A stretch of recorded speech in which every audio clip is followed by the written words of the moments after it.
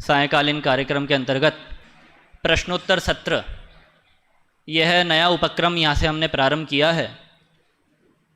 अनेक कक्षाएं यहाँ पर चल रही हैं और कक्षाओं में अनेक प्रश्न होते हैं। साथ ही साथ विद्यार्थी पूरे साल भर अनेक विषयों का अध्ययन गहराई से करते हैं, तो अनेक प्रश्न उनके मस्तिष्क में सहज उपस्थित रहते हैं, समाधान उनका चलता रहता है।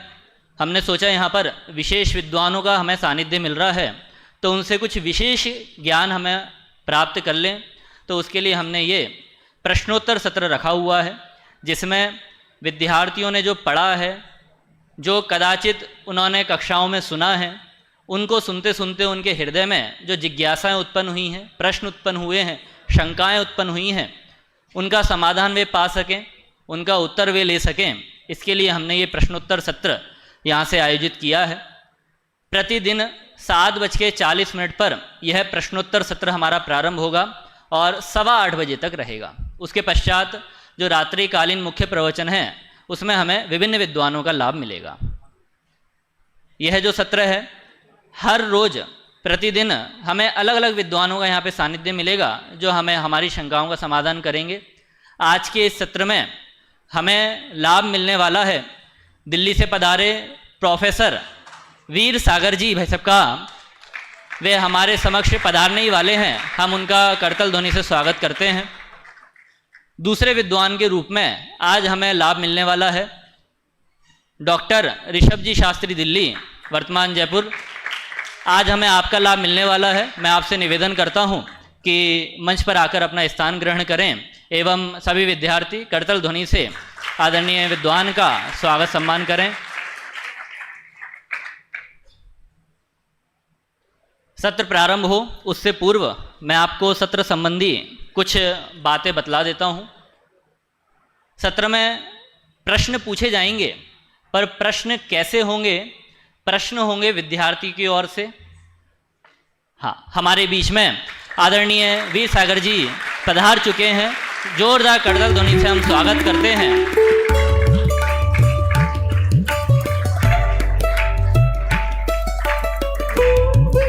मैं निवेदन करता हूं कि अपना आसन ग्रहण करें।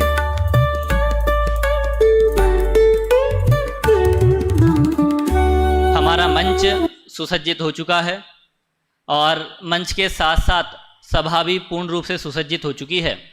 इसलिए इस सत्र में किन किन चीज़ों का हमें ध्यान रखना है, वो मैं एक बार आपके सामने बतला देता हूँ। यह जो सत्र है, इस सत्र में विद्यार्थियों की ओर से, वो विद्यार्थी 3 विद्यालयों के हैं, उनमें से आपको प्रश्न पूछने का अवसर मिलेगा। हमने प्रयास ये किया है कि सभी को अवसर मिले, इसलिए टोडामल महाविद्यालय में हर एक क्लास में से एक एक प्रश्न पहले लिया जाएगा। यदि आपका प्रश्न होता है तो ठीक है, वरना आपका चांस अगली क्लास को दिया जाएगा। ऐसे ही कोटा महाविद्यालय से जो कक्षाएं पधारी हैं, उन कक्षाओं में से एक कक्षा में से एक प्रश्न हम यहाँ से लेंगे। इसके पश्चात भोपाल महाविद्यालय, वहाँ से जो कक्षाएं पधारी हैं, उनमें प्रति कक्षा से एक एक प्रश्न लेंगे। महिला वर्ग से हम 2 प्रश्न लेंगे और पुरुष वर्ग से 1 प्रश्न लेंगे। और जो हमारे विद्वद्गण हैं, विद्वद्गण को अनिवार्य रूप से एक प्रश्न पूछना ही है। बाकियों के लिए ऑप्शन है, पर विद्वद्गण के लिए ऑप्शन नहीं है। और आखिरी संचालक भी यहाँ से प्रश्न पूछ सकते हैं। मैंने अपने लिए भी छूट रख ली है। चलिए, इसके बाद जो आपके प्रश्न होंगे वो लिखित में आपको देने पड़ेंगे। प्रश्न सत्र शुरू होने से पहले ही आप वो प्रश्न आप मेरे को देंगे, लिखित में मुझे बताएंगे। उसके बाद यहाँ पर आपको वो पूछने का अवसर दिया जाएगा। और ये जो पूरी प्रश्नोत्तर चर्चा होने वाली है, इसमें आप प्रति प्रश्न भी कर सकते हैं, पर वाद विवाद नहीं। वो कितना संभव है वो यहाँ से संचालकगण निर्णय करेंगे कि प्रति प्रश्न उस पर लेना है कि नहीं लेना है, वो हम तब देखेंगे। और ये जो पूरी चर्चा है, ये पूरी चर्चा लिखित में भी लिखी जाएगी। कौन प्रश्न कर रहा है, क्या प्रश्न कर रहा है, कौन विद्वान समाधान कर रहा है और समाधान में क्या बोल रहे हैं, इसको पूरा लिखित में हम तैयार करेंगे। उस लिखित में तैयार करने के लिए शास्त्री तृतीय वर्ष से आयुष जैन दिल्ली, हाँ, मंच पर अपना आसन यहाँ पे ग्रहण करें। आप सबके समक्ष वे उपस्थित होंगे। अनमोल जैन मांगुलकर, हाँ आ जाए। और आर्जव जैन खड़ेरी। ये बहुत बड़ा काम है अपने आप में, इसलिए हम करतल ध्वनि के माध्यम से आपकी अनुमोदना करते हैं। और हमारे बीच में अनेक विद्वद्गण भी बैठे हुए हैं, आदरणीय जिन कुमार जी भाई साहब, तभिश जी भाई साहब, शुभम जी भाई साहब, जिनेंद्र जी भाई साहब और भी गणमान्य अतिथिगण यहाँ पर बैठे हुए हैं। आप सभी से भी निवेदन है, आप सभी भी प्रश्न पूछने में पूर्ण रूप से समर्थ हैं। हाँ, आदरणीय कमल जी भाई साहब से निवेदन करता हूँ कि अग्रिम पंक्ति में यहाँ पर स्थान ग्रहण करें। हाँ, और कितने भी प्रश्न हो यह कार्यक्रम हम 8:15 पर पूर्ण करेंगे ही, क्योंकि उसके बाद हमारा अगला कार्यक्रम होगा। प्रारंभ करते हैं हम यहाँ से प्रश्नोत्तर सत्र। सभी तैयार हैं? चलो, पहला प्रश्न मैं विद्वद्गण की ओर ले जाऊंगा। पहला प्रश्न यहाँ से विद्वद्गण में से आदरणीय जिन कुमार जी भाई साहब से मैं निवेदन करता हूँ कि वे यहाँ से पहला प्रश्न और सत्र का प्रारंभ करें। जय जिनेंद्र भाई साहब। जय जी। आप आज पधारे और जितना इंतजार शायद बच्चे और किसी का नहीं करते, उतना इंतजार आपका करते हैं कि वीर सागर जी जल्दी हमारे बीच में आ जाएं। और राजस्थान में विपक्ष के द्वारा बार बार ये आरोप लगाया जाता है कि पर्ची सरकार चलती है यहाँ। आज दिन भर हमारे बच्चे पर्ची लेके घूम रहे हैं, जिसके हाथ में देखो पर्ची है। सबके प्रश्न है, वीर सागर जी से कुछ ना कुछ पूछना है, तो आप आए और सबके सामने इनका समाधान हो। इससे बढ़िया बात क्या हो सकती है? एक बात कह दूं, अगर कोई ना पूछ पाओ तो मुझे व्हाट्सएप पे भेज देना, मैं उत्तर दे दूंगा।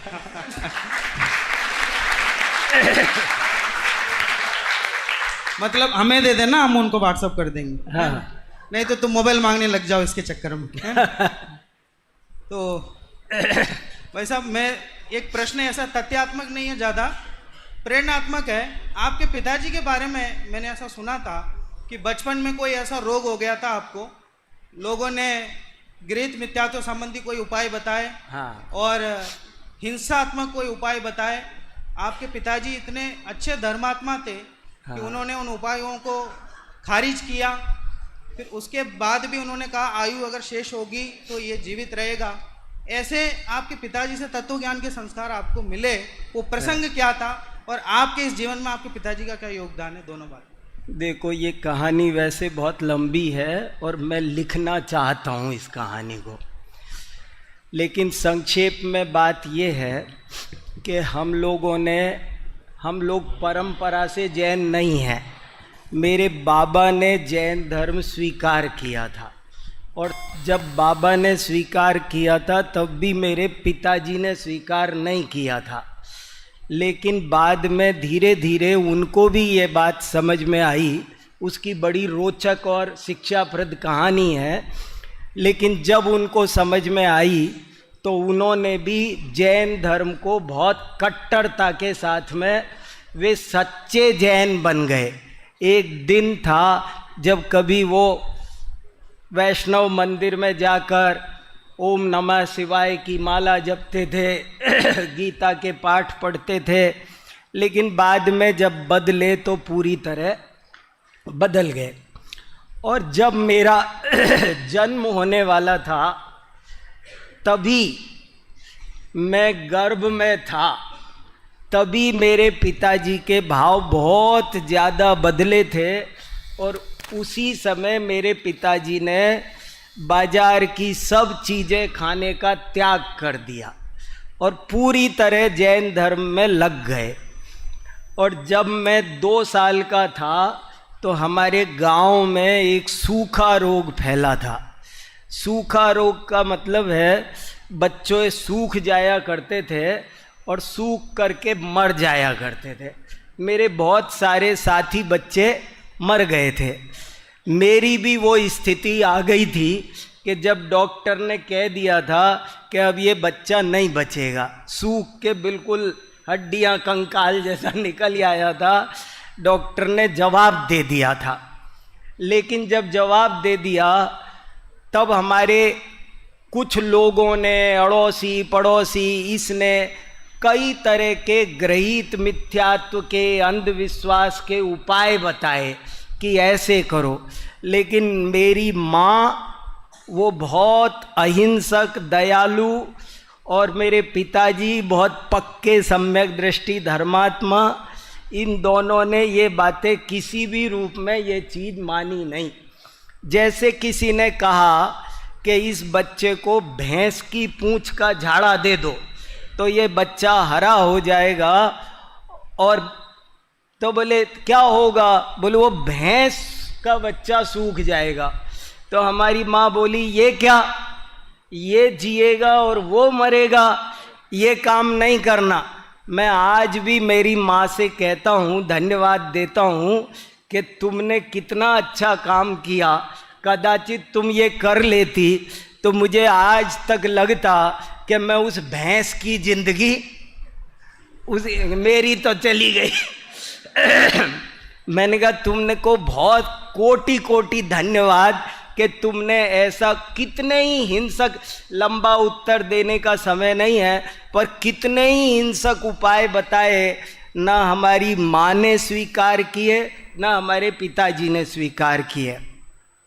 और जब आखिरकार करीब करीब ये फाइनल हो गया कि और बच्चों की तरह अब ये बच्चा भी मरने ही वाला है, तो मेरे पिताजी ने कहा मेरी माँ से कि देखो ये बच्चा हमारे घर में आया है, श्रावक कुल में आया है, और अब कोई बात नहीं, जितनी आयु कर्म थी सो ठीक है, अब जाना है तो हमें इसे शांति से स्वीकार करना है। और हम ऐसा करते हैं कि महावीर जी चलते हैं, और महावीर जी में ही डॉक्टर ने कहा है 7 दिन ज़्यादा से ज़्यादा ये बच्चा जिएगा, तो हम 7 दिन महावीर जी में ही रहेंगे, धर्म ध्यान करेंगे, पूजा पाठ करेंगे, सब सांसारिक कार्यक्रम दुकान उकान बंद करके वहीं रहेंगे, क्योंकि कम से कम हमारे घर में आने का हम इतनी भावना तो भाएं कि इसका किसी तीर्थ पर समाधि मरण हो और इसे अगले जन्म में भी ये श्रावक कुल मिल जाए। और इस भावना से वो मुझे वहाँ ले गए थे और वहीं रहने लगे थे। और फिर वहाँ पर कोई वैद्य जी मिले और वो वैद्य जी ने मुझे देखा और वैद्य जी ने कोई एक दवाई दी, वो सब बताते हैं, पूरा परिचय है लंबा चौड़ा, वो सब कैसे कैसे क्या हुआ करा, लेकिन वो दवाई मुझे लग गई और मैं वहीं पर ठीक होना प्रारंभ हो गया।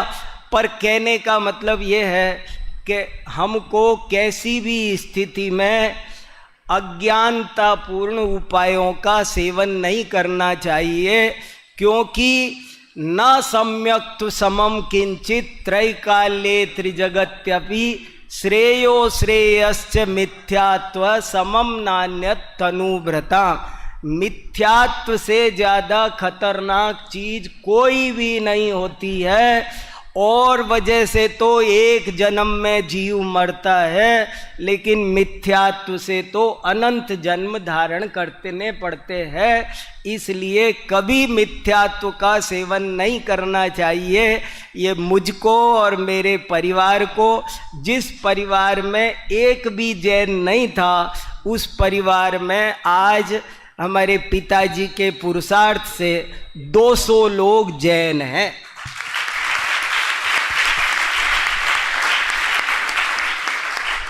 और कम से कम 12 लोग तो मेरी सी तरह प्रवचन करते हैं।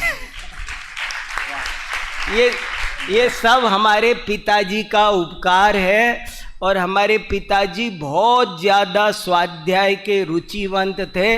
उनको 24 घंटे स्वाध्याय चाहिए, खाना भी मिले ना मिले कभी उनको परवाह नहीं होती थी, खाना मांगते नहीं थे, मिल जाए आ जाए तो खा लेते थे। और किसी न किसी को रास्ते में भी मिले तो उसे कोई ना कोई उसके हित की बात कह करके, कोई व्यक्ति एक बीड़ी पीता था आदमी, हमारे पिताजी ने कहा भैया ये तुमने क्या रोग पाल रखा है, मेरा कहना मानो तो छोड़ दो, और उसने बीड़ी पीना छोड़ दिया। ऐसा वो कई लोगों को, अजैनों को भी वो कई उपाय बताते थे। छोटी छोटी किताबें यहाँ से दादा की ले जाते थे और देते थे, बांटते थे, ये पढ़ो ये पढ़ो ये पढ़ो।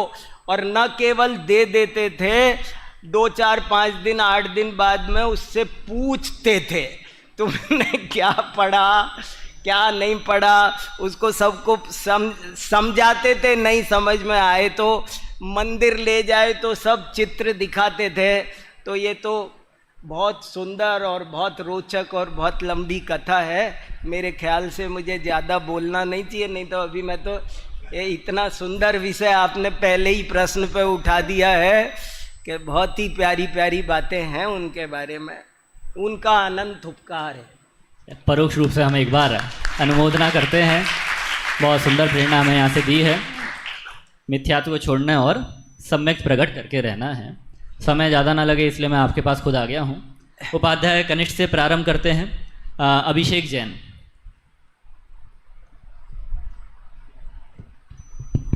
हम कहते हैं कि यहाँ पर उपस्थित सभी को मेरा सादर जय जिनेंद्र।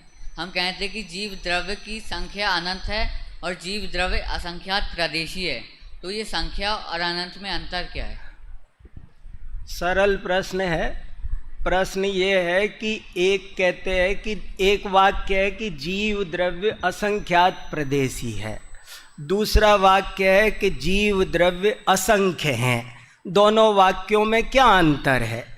एक तो पदार्थ की संख्या असंख्य बताई गई है, अनंत है, असंख्य नहीं अनंत है। जीव असंख्यात प्रदेशी है एक वाक्य, और दूसरा वाक्य जीव असंख्य नहीं जीव अनंत है।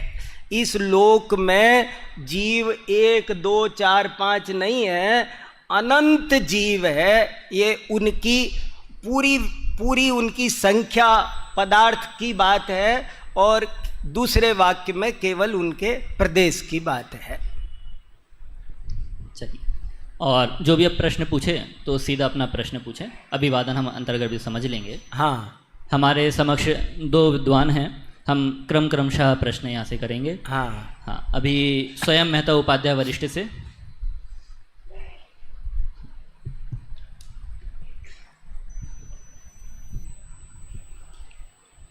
दो प्रश्न हैं, इंटरलिंक्ड है। पहला प्रश्न है, धर्म और दर्शन में अंतर क्या है, और अगर अंतर है तो जो ये मुस्लिम्स और क्रिश्चियनिटी वाले जो धर्म है उनका धर्म है या फिर दर्शन है, और अगर धर्म है तो उनका दर्शन कौन सा, अगर दर्शन है तो उनका धर्म कौन सा है? नहीं बोलो कि मैं बोलूं? हाँ। देखो, मैंने अपनी एक पुस्तक है जैन दर्शन प्रदीपिका, उसमें इस चीज़ को थोड़ा विस्तार से लिखा है, और एक जैन न्याय प्रदीपिका में लेख है धर्म दर्शन में अंतर, वो भी पढ़ोगे तो और डिटेल में उत्तर मिल जाएगा। बाकी छोटी मोटी सी बात यह है, धर्म आचार प्रधान होता है, दर्शन विचार प्रधान होता है। जिसमें विचार की प्रधानता हो उसे दर्शन कहते हैं, और जिसमें आचार की प्रधानता हो उसे धर्म कहते हैं। और एक और बात बोल दूं, आपसे कभी भी किन्हीं 2 चीज़ों में अंतर पूछा जाए, कभी भी किन्हीं भी 2 चीज़ों में अंतर पूछा जाए तो एक उत्तर ये है कि एक अपेक्षा से दोनों में कोई अंतर नहीं है। किसी भी चीज का पूछ लो आप, एक उत्तर तो ये है, एक अपेक्षा से दोनों में कोई अंतर नहीं, क्योंकि सामान्य विशेषात्मा तदर्थो विषय, और दूसरी अपेक्षा से 2 शब्द कभी एकार्थक होते ही नहीं है। शब्द भेदात अर्थ भेद। मैं बहुत इंपॉर्टेंट एक बात नोट करा चाह रहा हूँ, रिपीट कर देता हूँ, बहुत इंपॉर्टेंट बात है। कभी भी किन्हीं भी चीज़ों में अंतर पूछा जाए तो एक अपेक्षा से दोनों में कोई भी अंतर नहीं होता है, और दूसरी अपेक्षा से दोनों में अवश्य अंतर होता है। चाहे वो कुछ भी पूछ ले, पानी में और जल में क्या अंतर है पूछे कोई तो है। शब्द भेदात अर्थ भेद, शब्द में अंतर है तो अर्थ में भी अंतर है, इसलिए जरूर अंतर होता है। अब देखो, धर्म तो है अहिंसा, सत्य, आप दया करो, हिंसा मत करो, अहिंसा पालो, सत्य बोलो, झूठ मत बोलो, ये है धर्म। धर्म उपदेशात्मक है। और दर्शन क्या है? क्यों ना करो, हिंसा क्यों ना करो, झूठ क्यों ना बोलो, जिसके पीछे क्यों लगता है, क्या करो, इसका नाम धर्म है। क्या करो क्या न, विधि निषेध परक धर्म होता है। ऐसा डूज और डू नॉट्स बताता है धर्म। धर्म विधि निषेध बताता है। ये करो, कर्तव्य अकर्तव्य का ज्ञान कराना वो धर्म का काम है। लेकिन वो ज्ञान क्यों, ऐसा क्यों करना चाहिए, उसके पीछे जो तर्क देता है, जो विज्ञान प्रस्तुत करता है, युक्ति प्रस्तुत करता है, उसे दर्शन कहते हैं।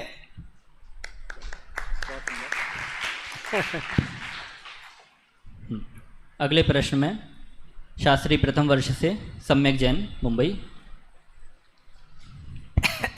मेरा पहला प्रश्न था कि 5 समवाय में पुरुषार्थ का वास्तविक स्वरूप क्या है? ये भी बहुत महत्वपूर्ण प्रश्न है, बहुत ही ज़्यादा महत्वपूर्ण है। और सही पूछो तो मैं ऐसा बोलता रहता हूँ, ये प्रश्न अगर 1 महीना लगा के समझ में आ जाए ना, तो समझ लेना जल्दी समझ में आ गया। इतना इम्पोर्टेंट, हर तरह से, दार्शनिक दृष्टि से, आध्यात्मिक दृष्टि से, साधना की दृष्टि से ये प्रश्न बहुत ज़्यादा महत्वपूर्ण है कि 5 समवायों में पुरुषार्थ का क्या योगदान, भूमिका, क्या स्थिति है उसकी, इस पर।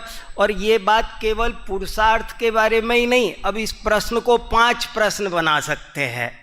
पूरे एक एक के बारे में आप उठा सकते हो, काल की क्या, स्वभाव की क्या, नियति की क्या, 5 की और इन 5 को ही 2 भागों में बांट दिया, निमित्त और उपादान। तो निमित्त, और मुझे एक शब्द बहुत अच्छा लगता है जिनवाणी का, मुझे इस शब्द में बहुत रहस्य छुपा हुआ दिखाई देता है कि दोनों की परस्पर तीव्र मैत्री। ये शब्द प्रवचन सार में भी आया, समय सार में भी आया। परस्पर तीव्र मैत्री, पुरुषार्थ की और दैव की, 5 समवाय की परस्पर तीव्र मैत्री है। उनका ऐसा ही। पुरुषार्थ और दैव में क्या अंतर है? पुरुषार्थ है हम जो वर्तमान में करते हैं, दैव वो है जो हम भूतकाल में कर चुके हैं। जो प्रारब्ध है, जो होनार, आप्त मीमांसा में 9वां या 10वां परिच्छेद है, वो दैव और पुरुषार्थ का ही पूरा का पूरा है। दैव माने क्रमबद्ध पर्याय, होनहार माने वो जो कुछ होना है, भवितव्यता, वो होनहार है, वो प्रधान है या हमारा पुरुषार्थ प्रधान है। तो जिनागम सम्मत उत्तर ये है कि दोनों की परस्पर तीव्र मैत्री है। ऐसा हो ही नहीं सकता कि होना था और पुरुषार्थ नहीं हुआ, या पुरुषार्थ हुआ और होना नहीं था। पुरुषार्थ दैव का उल्लंघन नहीं करता और दैव पुरुषार्थ का उल्लंघन नहीं करता।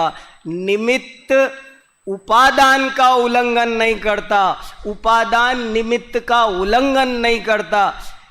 इस शब्द पर कभी आप लोग थोड़ा और गहराई से सोचना। परस्पर तीव्र मैत्री। भाई साहब, तो ये जो पुरुषार्थ है, पुरुषार्थ मतलब हम जो उठा पटक करते हैं, ये पुरुषार्थ में गिना जाएगा क्या? पुरुषार्थ का मतलब, अब उसको थोड़ा डिटेल में ले जाएंगे। वैसे तो यह परिणमति, परिणमन मात्र पुरुष, द्रव्य बिना पुरुषार्थ के परिणमन नहीं करता है। द्रव्य का परिणमन करना ही उसका पुरुषार्थ है। उसमें जो उसकी वीर्य लगता है, उसकी जो शक्ति लगती है, वो उसका पुरुषार्थ है। लेकिन फिर पुरुषार्थ को दो भागों में बांटकर, क्योंकि जब जिनवाणी के सभी विषय दो भागों में बटे हैं, लौकिक और शास्त्रीय, तो पुरुषार्थ भी दो भागों में बटेगा, लौकिक और शास्त्रीय। खेती कैसे होती है, कोई किसान कैसे फसल प्राप्त करता है, ये उदाहरण दिया है, अष्टसहस्त्री में दिया है कि खेती कैसे होती है, और उन्होंने उस पुरुषार्थ में ये लौकिक चेष्टा को पुरुषार्थ बताया अब विद्यानंद आचार्य ने। तो इसलिए जब आप व्यवहार से बात करेंगे तो आपको व्यवहार पुरुषार्थ लगाना होगा। जब आप निश्चय की तत्व चर्चा करेंगे तो निश्चय वाला पुरुषार्थ लगाना पड़ेगा। बहुत बहुत धन्यवाद। बहुत उलझा हुआ प्रश्न था जिसका एकदम समुचित उत्तर हमें यहाँ से प्राप्त हुआ। हाँ हाँ, अच्छा हाँ, भाई साहब का प्रश्न है। हाँ हाँ, नहीं, छहों द्रव्य, प्रश्न है कि पुरुषार्थ छहों द्रव्यों में होता है, छहों द्रव्य परिणमन करते हैं कि नहीं, छहों द्रव्यों में परिणमन करने की शक्ति, सामर्थ्य, क्या बोलो, जितने भी उसके पर्यायवाची हैं, वे छहों द्रव्यों में हैं कि नहीं हैं, और हैं तो छहों द्रव्यों में पुरुषार्थ होता ही है। काल द्रव्य भी बिना पुरुषार्थ के नहीं, व्यवहार काल, निश्चय काल, वो भी बिना पुरुषार्थ के, लेकिन ये पुरुषार्थ उसका पुरुषार्थ है।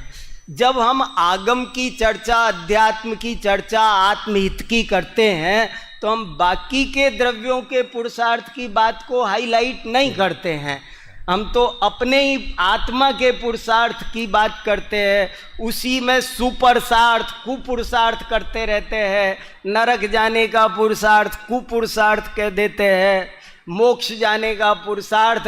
अब नरक जाने का पुरुषार्थ पुरुषार्थ है कि नहीं, ऐसी चर्चा आई है आप्तमीमांसा में।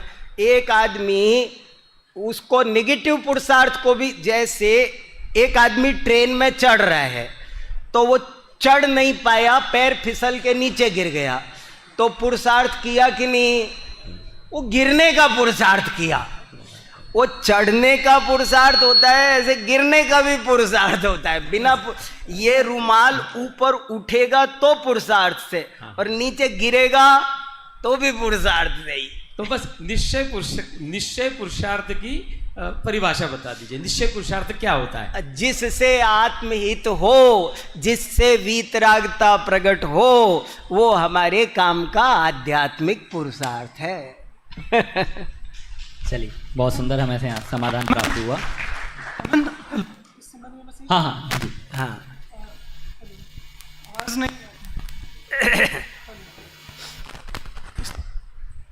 देखिए, पुरुषार्थ के संबंध में आदरणीय भाई साहब ने बहुत सुंदर स्पष्टीकरण किया है। एक बहुत सुंदर बात भाई साहब ने कही कि वस्तुतः तो परिणमन ही पुरुषार्थ है, वस्तु का जो परिणमन हो रहा है वो पुरुषार्थ।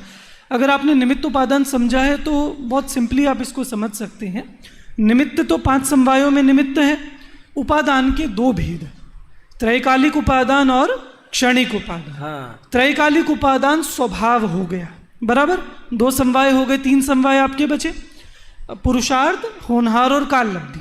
क्षणिक उपादान के 2 भेद, एक भेद तो है तत्समय की योग्यता, उसमें जो तत्समय वह तो है काल लब्धि, और जो योग्यता वो है होनहार। बचा कौन सा समवाय? पुरुषार्थ। और इसमें कौन सा उपादान बचा? क्षणिक उपादान, जो पहला है कि पूर्व क्षणवर्ती पर्याय युक्त द्रव्य। और वो क्या उपादान है कि अभी सम्यक दर्शन हुआ तो इसका क्या पुरुषार्थ कि इससे पहले जो पर्यायों की परंपरा थी, मिथ्यात्व से सम्यक्त्व की ओर जो परिणमन जा रहा था श्रद्धा का, उसका नाम है क्षणिक उपादान, और उसी का नाम 5 समवाय में पुरुषार्थ है। हाँ भाई साहब, जब अगर पुरुषार्थ सिद्धि उपाय में पुरुषार्थ शब्द की व्युत्पत्ति दे रखी है, उससे भी ये चीज कि पुरुष माने आत्मा। और ये अभी आपने पूछा ना भाई साहब ने कि हमको यहाँ पुरुषार्थ का मतलब समझा, हमें तो हमारे काम का समझाओ। भाई साहब फिर अन्य द्रव्य में कौन सा घटित होगा? तो जब अन्य केवल द्रव्य आत्मा में के भी लिए उसका द्रव्यार्थ अर्थ क्रियाकारित्व माना ना, प्रत्येक द्रव्य में अर्थ क्रियाकारित्व माना गया है। बिना अर्थ क्रियाकारित्व के एक भी द्रव्य नहीं है। उसे जीव की अर्थ क्रिया हो तो उसे ही पुरुषार्थ नाम पड़ जाता है। पुरुष माने पुरुष की जगह शब्द कर दो जीवार्थ, आत्मार्थ, क्योंकि जैन दर्शन आध्यात्मिक है और हमें आत्महित सिद्ध करना है, इसलिए उसका नाम पड़ा। दादा कितना अच्छा बताते थे कि 6 द्रव्यों का भेद कैसे किया, कि जीवम अजीवम दव्वम। ये बड़ा कमाल है कि द्रव्य कितने हैं, कौन से हैं? तो बोले 2 द्रव्य हैं, जीव और अजीव। अरे भले, अरे अजीव क्या होता है? पुद्गल बोलो। वो बड़ा अच्छा उदाहरण दे के एक नगर में जाओ, जैन कितने आपके? तो बोले हमारे यहाँ 50 घर जैन है, बाकी अजैन हैं, 2000 घर अजैन है। हमने हर घर में जाके पूछा, भाई साहब आप कौन हो? एक ने भी नहीं बताया हम अजैन हैं, लेकिन हमने कहा कि सब अजैन है। ऐसे ही आचार्य पुरुषार्थ शब्द सिद्ध करता है कि जैन आचार्यों को तो आत्मा का हित कराना ही अभीष्ट है, बाकी चक्कर में उलझना अभीष्ट नहीं है। इसलिए उन्होंने पुरुषार्थ नाम रखा, जीवार्थ नाम रखा। पुद्गल के पुरुषार्थ को पुद्गलार्थ, धर्म द्रव्य के पुरुषार्थ को धर्मार्थ, अधर्म द्रव्य के पुरुषार्थ को अधर्म। सच बोल रहा हूं, अर्थ क्रिया नाम आया है, परीक्षा मुख सूत्र में आया है, अर्थ क्रियाकारित्व है हर द्रव्य में। हर द्रव्य के पुरुषार्थ को अर्थ क्रियाकारित्व नाम दिया गया है। हाँ। वो भी समझाने को समय शॉर्ट में उत्तर देने हैं ना सब। भाई साहब फिर जो आप तुम मीमांसा में लगभग 70-80 नंबर का कारिका के आसपास, हाँ। उन्होंने पुरुषार्थ नहीं और दैव नहीं लिया, हाँ। तो उसमें पुरुषार्थ एकांत घटित किया, उसमें वो और दैव एकांत घटित किया। देखो भाषा विज्ञान का ये नियम है कि वो शब्द बाद में रूढ़ हो जाता है। जैसे आप जानते तेल किसे कहते? तेल। तेल शब्द का अर्थ होता है तिलस्य इदम, तिल के रस को तेल कहते हैं। पहली बार सृष्टि में किसी ने तिल में से रस निकाला और देखा मनुष्य ने, अरे ये क्या, और अब इस नई चीज पैदा हुई, अब क्या नाम रखे इसका? तो बोले तिल में से निकला है ना, तो इसका नाम रख दो तैल। अब बाद में थोड़े दिन बाद में सरसों में से भी निकल आया, तो अब क्या करे? तो बोले सरसों का तेल। मूंगफली में से निकल आया तो मूंगफली का तेल। फिर मिट्टी में खोदा तो बोले मिट्टी का तेल। फिर किसी आदमी को थोड़ा परेशान कर दो तो वो कहेगा आपने मेरा तेल निकाल लिया। मुहावरे बन। ऐसे ही पुरुषार्थ शब्द का मूल अर्थ है जीव का पुरुषार्थ, आत्मा का पुरुषार्थ, लेकिन बाद में वो रूढ़ होकर 6 द्रव्यों का पुरुषार्थ ऐसा कहा जाने लगा। बहुत बहुत धन्यवाद आदरणीय भाई साहब का।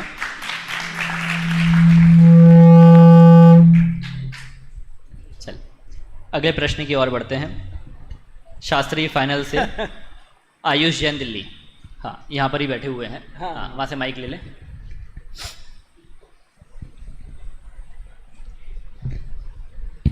भाई साहब मेरा प्रश्न है कि अभी कुछ समय पहले आपने ये सिद्ध किया था कि भोजन करते समय हम प्रवचन इत्यादि सुन सकते हैं, जिनवाणी सुन सकते हैं, तो ये क्या सही है गलत है? सियादवाद की अपेक्षा थोड़ा आप बताइए। हे भगवान फिर फंसा रहे हो।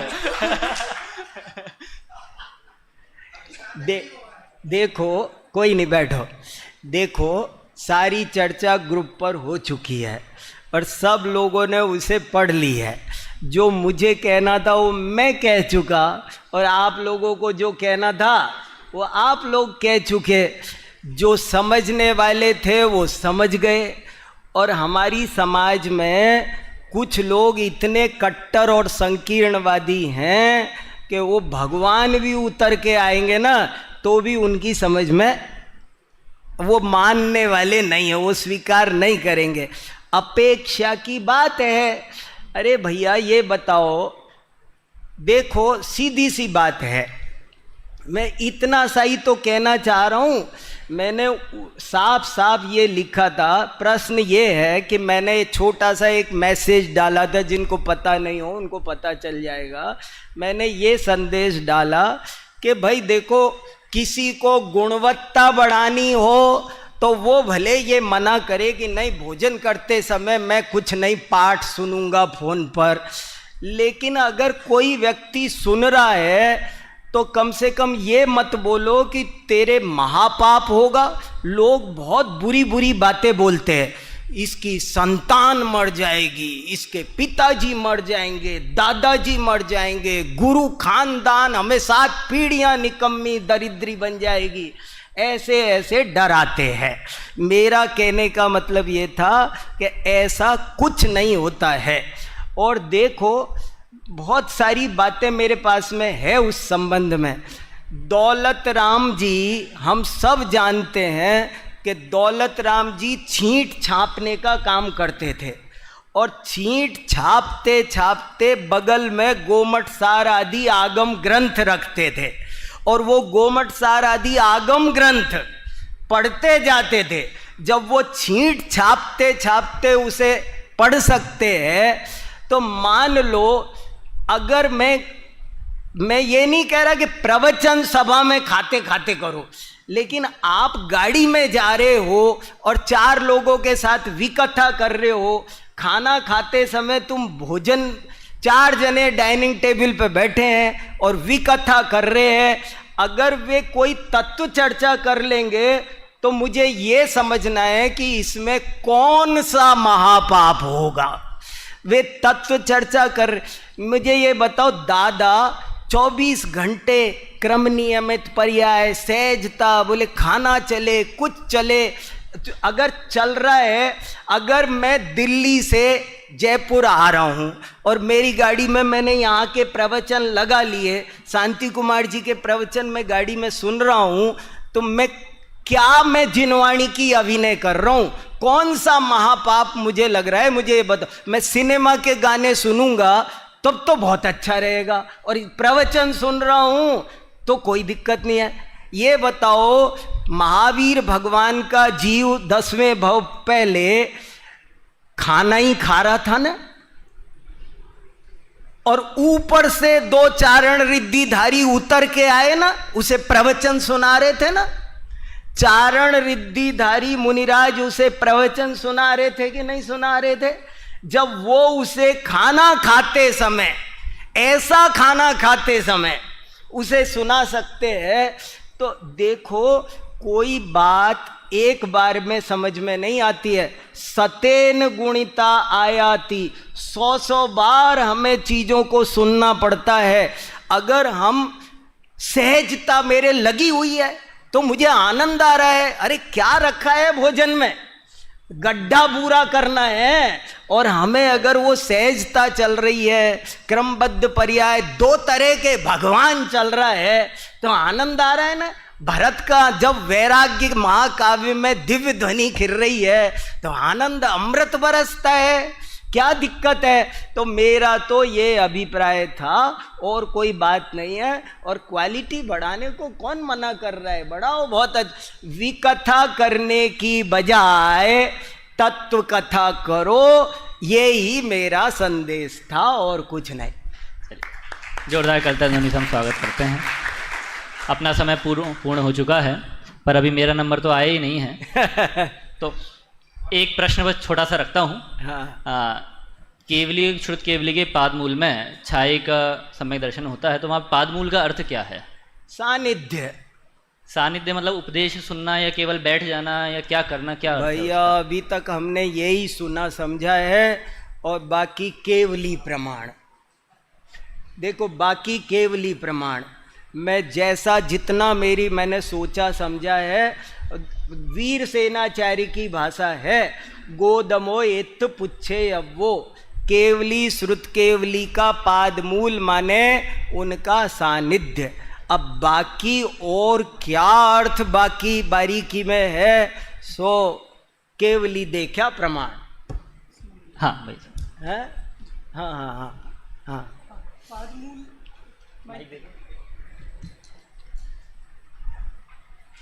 उपनिषद कहते हैं ना, उपनिषद। उपनिषद शब्द का अर्थ क्या होता है? पास में बैठकर जो विद्या ली जाती है। ये छायिक सम्यक तो बहुत बड़ी एक लब्धि है, और वो तभी होगी जब आप उनके पास होगे, ऐसा अभिप्राय मेरी समझ में आया है। हाँ, बिल्कुल। ये केवली श्रुत केवली के पादमूल में रहकर क्षायिक सम्यक तो होता है। इस संबंध में मैंने पिछले वर्ष एक लेख लिखा था, क्षायिक सम्यक का स्वामित्व। हाँ। उसमें एक उपविषय प्राकृत विद्या में छपा था। जी जी। तो उसमें इसका एक उपविषय था कि पादमूल का क्या अर्थ है। तो बहुत सारे उसमें लब्धि सार का भी अनेक प्रमाण थे, विस्तार से वो लेख आप पढ़ सकते हैं।